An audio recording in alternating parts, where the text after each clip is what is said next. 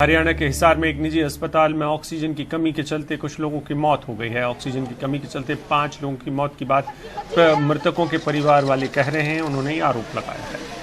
मरीजों की मौत के बाद अस्पताल के बाहर उनके परिजनों ने जमकर हंगामा किया, जिसके बाद मौके पर पुलिस बल को तैनात किया गया है। पीड़ित परिवार का कहना है कि अस्पताल में ऑक्सीजन की कमी होते ही अस्पताल प्रशासन ने उन्हें ऑक्सीजन लाने को कहा। उनका आरोप है कि अस्पताल में पर्याप्त सुविधा नहीं है, तो इसे कोविड सेंटर क्यों बनाया गया।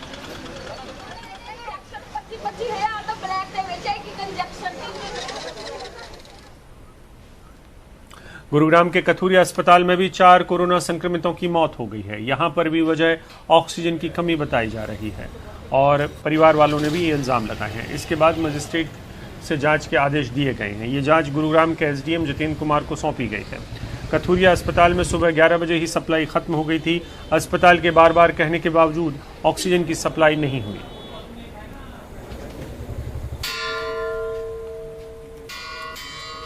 यहाँ पे जी ऐसा हुआ कि ऑक्सीजन जो था वो ख़त्म हो गया।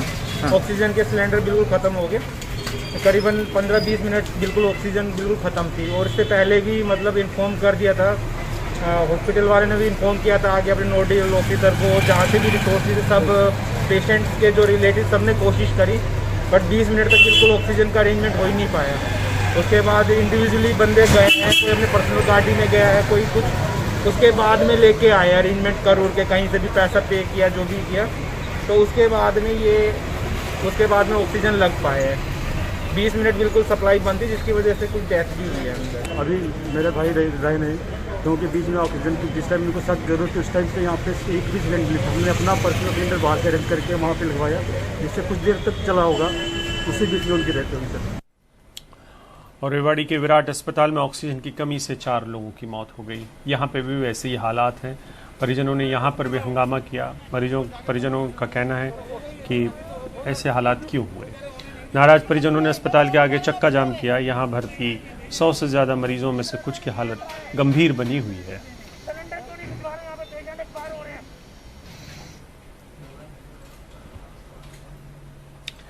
महाराष्ट्र के अहमदनगर के जो सिविल अस्पताल है वहाँ की हालत भी दयनीय है। यहाँ पर अस्पताल में व्यवस्थाएं चरमरा चुकी हैं। इसको बार बार बताने की कोई ज़रूरत नहीं है, लेकिन फर्श पर मरीजों का इलाज चल रहा है। उनको ऑक्सीजन भी यहीं दी जा रही है।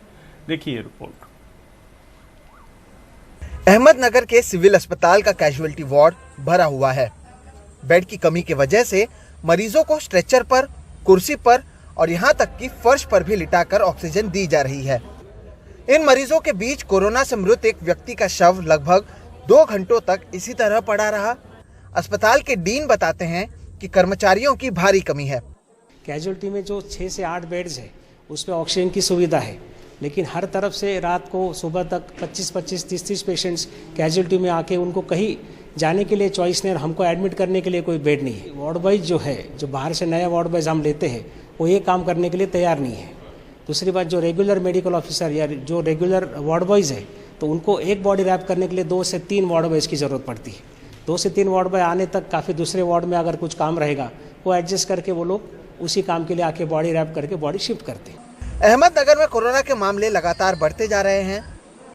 अहमदनगर में 25 अप्रैल को 3,493 कोरोना संक्रमित मामले सामने आए, जबकि 24 अप्रैल को 3,780 मामले। सरकारी आंकड़ों के अनुसार सिविल अस्पताल में 282 बेड पर 497 मरीज हैं और साथ ही 30 मरीज वेटिंग पर हैं। अहमदनगर के कलेक्टर तो मानने को ही तैयार नहीं है कि अस्पताल के हालात इतने खराब हैं। एक बेड के ऊपर जो है तो 3-3 पेशेंट को ऑक्सीजन दिया जा रहा है। कई पेशेंट फर्श के ऊपर पड़े हुए हैं। जो डेड बॉडीज होती है उसको बात नहीं है, ये गलत बात है।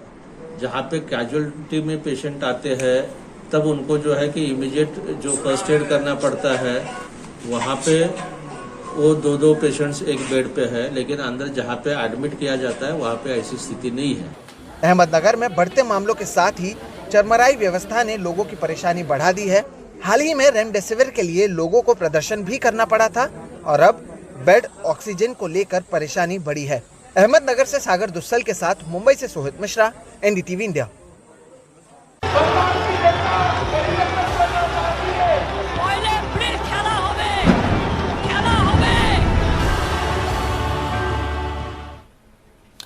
कोरोना के बढ़ते मामलों के बीच में लोकतंत्र का उत्सव भी चल रहा है।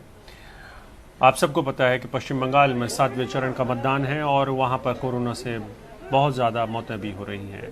जो रिकॉर्ड मौतें की गई हैं वो 57 हैं। पिछले 24 घंटे में जो रिकॉर्ड किए गए हैं मामले वो हैं 15,900 नए मामले। इस सब के साथ मतदान भी चल रहा है। आज कोलकाता दक्षिण, मालदा, पश्चिम बर्धमान और दक्षिण दिनाजपुर की 34 सीटों पर मतदान हो रहा है। आज 36 सीटों पर मतदान होना था, लेकिन 2 सीटों पर उम्मीदवारों का निधन हो गया, जिसकी वजह से चुनाव स्थगित करने पड़े हैं। आज के मतदान के लिए भी सुरक्षा के पुख्ता इंतजाम किए गए हैं।